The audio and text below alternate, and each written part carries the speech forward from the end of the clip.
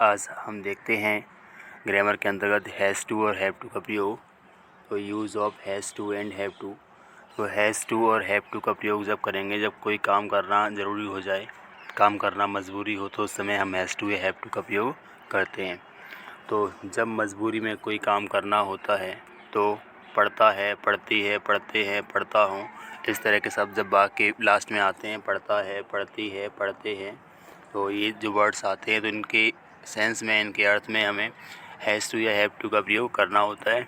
इसमें मुख्य बात ये है, जैसे हमने कहा कि उसे प्रतिदिन विद्यालय जाना पड़ता है, तो विद्यालय जाने की उसकी इच्छा नहीं है, लेकिन फिर भी किसी वजह से जाना पड़ता है कि उसे इस विद्यालय में काम करना पड़ता है। इच्छा उसकी नहीं वहाँ काम करने की, फिर भी किसी मजबूरी की वजह से वहाँ काम करना पड़ता है। जब भी वाक्य में अंत में पढ़ता है, पढ़ती है, पढ़ते हैं, पढ़ता हूँ आता है और कोई भी काम मजबूरी में करना पड़ता है, तो वहाँ पे हैज़ टू या हैव टू का प्रयोग कर देते हैं।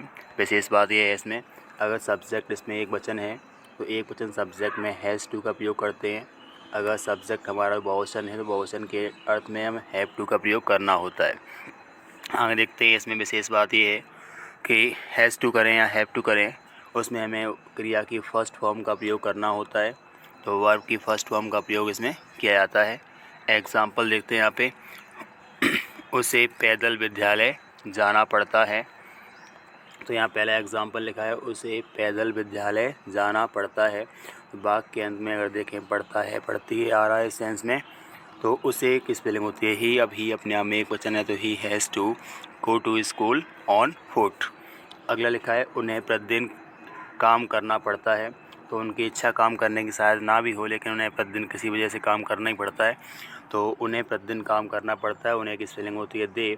तो दे अपने आप में सब्जेक्ट बहुवचन है, उसके हिसाब से हैव टू करना पड़ा, और काम करना वर्क, और प्रतिदिन डेली, तो they have to work daily. Next है, सोहन को इस शहर में रहना पड़ता है। तो सोहन की इच्छा किसी अन्य शहर में रहने की है, लेकिन फिर भी किसी मजबूरी से उसे इसी शहर में रहना पड़ता है। तो उस कंडीशन में हम करना है यहाँ पे, किसे रहना पड़ता है, सोहन को। तो Sohan has to live in this city. तो सोहन को इस शहर में रहना पड़ता है। सोहन अपने आप में एक वचन सब्जेक्ट है, तो एक वचन सब्जेक्ट होने के लिए हमें हैज़ टू का प्रयोग यहाँ पे कर देना है। बच्चों को ज़मीन पर सोना पड़ता है।